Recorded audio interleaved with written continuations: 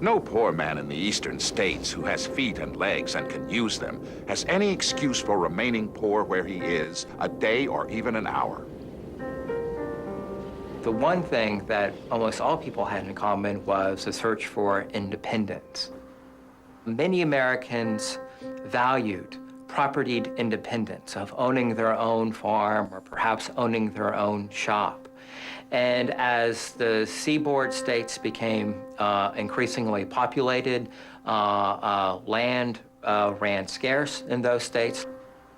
The way people at the time envisioned the economy working is that you might work as a wage laborer in an older seaboard state, accumulate enough savings to move west and to buy your own homestead. And that was the ideal that many Western settlers strove for.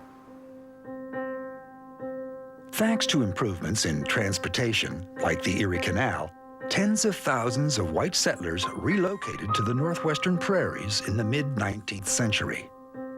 The combined population of Indiana, Illinois, Michigan, Wisconsin, and Iowa went from 500,000 to 5 million, a growth rate 4 times greater than that of the country as a whole.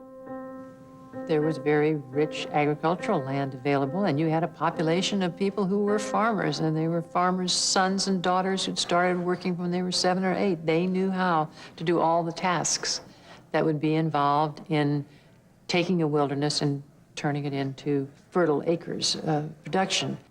There was also the fact that the United States Army was willing to fight the indigenous population, which fiercely defended their homelands.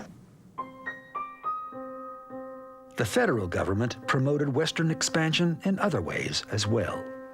The road system was not very well developed, but a bad road was better than no road at all, and it was usually federal and state governments that built the earliest roads in these territories.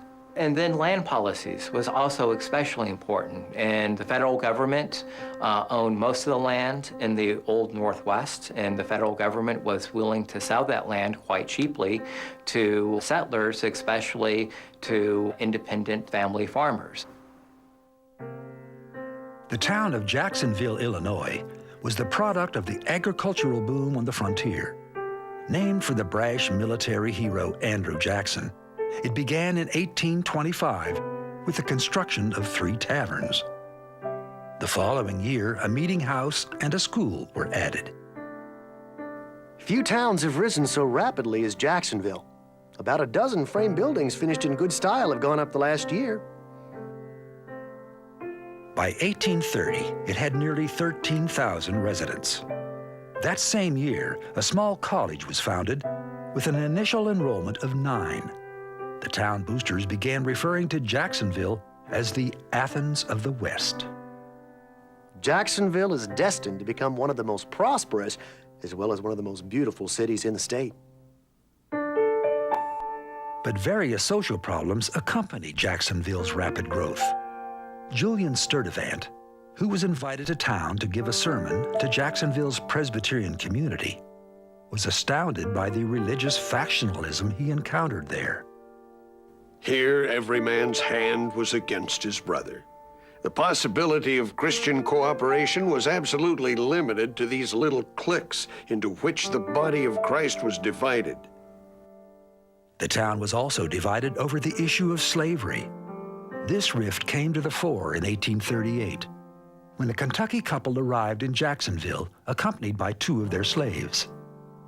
Some Jacksonville residents convinced the slaves, Bob and Emily Logan, that they were legally free now that they were in Illinois.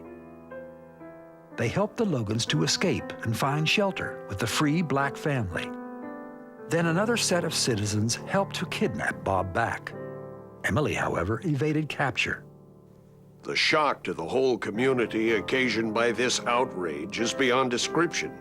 From that time onward, there was a slow but steady progress in the anti-slavery sentiment. The case of Emily and Bob Logan did in fact bolster Jacksonville's reputation among abolitionists. The town eventually became a stop on the Underground Railroad. Meanwhile, community members were promoting the development of the actual railroad.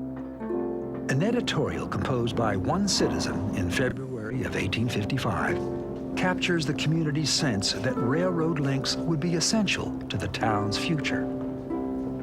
Jacksonville has thus far attained a fair start in the race with her sister towns in the state. But if she neglects laying a firm basis by securing those commercial advantages now within her reach, she may yet be outstripped and shorn of much future prosperity. By 1860, Jacksonville had 5 separate rail links, along which they exported wheat, pork, and beef. But the ambitions of Jacksonville's early settlers only met with moderate success. Many came here with no idea of permanent stay, but as a place for outlook for a future home still further on in the wilds. Jacksonville remained a community of continual migration, as the lure of the frontier beyond increased with each passing year.